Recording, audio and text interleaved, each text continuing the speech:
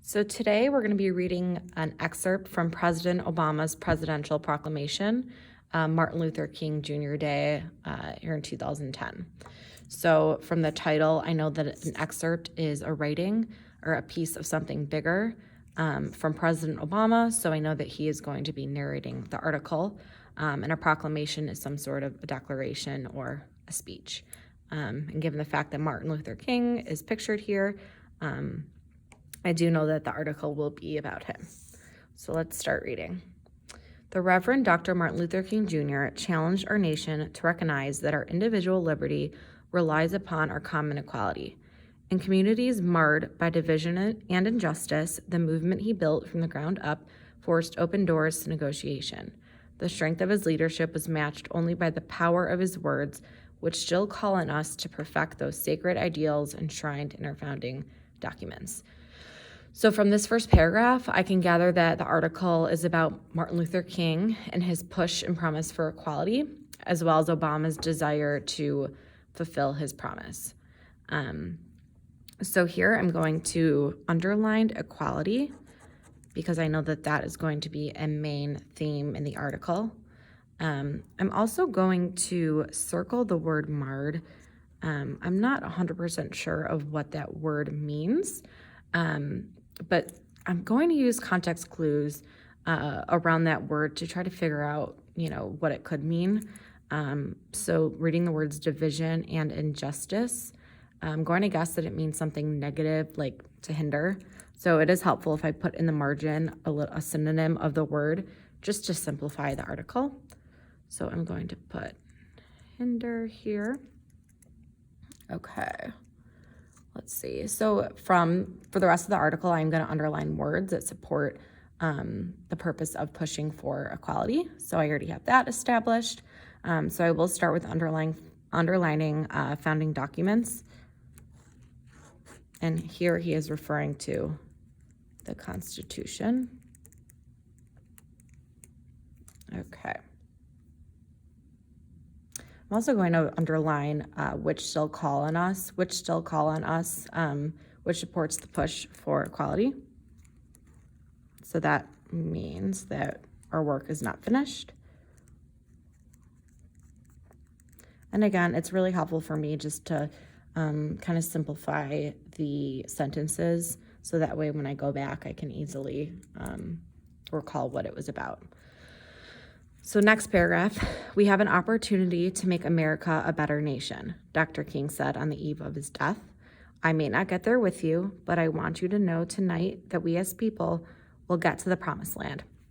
I'm going to put a underline eve of his death and put an exclamation mark. I think that's pretty surprising and ironic that he said that, right before he died, that he might not get there with them.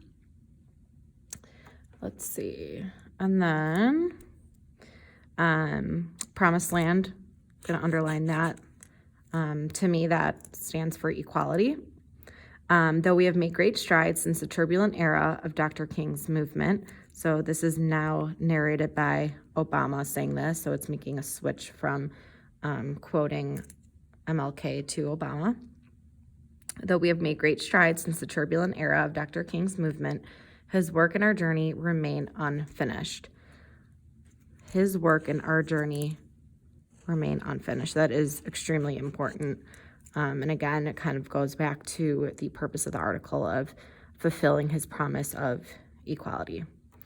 When our children are free to pursue their full measure of success, unhindered by the color of their skin, their gender, the faith in their heart, the people they love, or the fortune of their birth, will we have reached our destination. So I'm going to underline we as people. Let's see. Sorry. So I think that is a powerful statement and applies to equality. A person is a person despite their skin color. And again, I like to kind of put synonyms in the margin for difficult words. So in this case, for turbulent, going to circle that.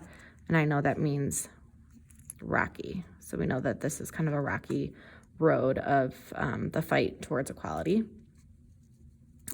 Also going to underline skin, gender, faith, love, fortune of birth, since those are words that constitute as needing to be equalized.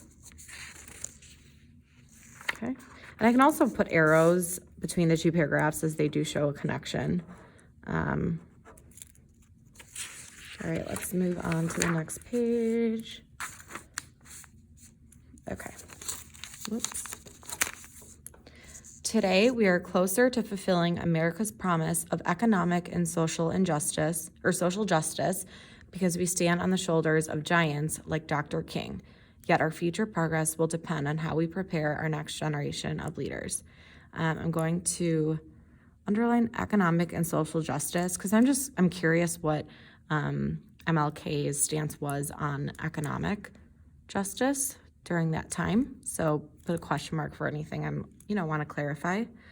Let's take a look here. All right. So our future progress will depend on how we prepare our next generation of leaders. So it looks like this paragraph is going to be transitioning into solutions of what we can do to fill out MLK's promise.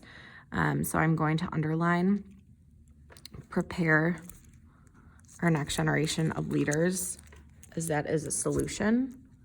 So I'm going to write solution here. Okay. All right. So we must fortify their ladders of opportunity by correcting social injustice. So fortify, I'm going to circle that. Not 100% sure what that means. Let's see.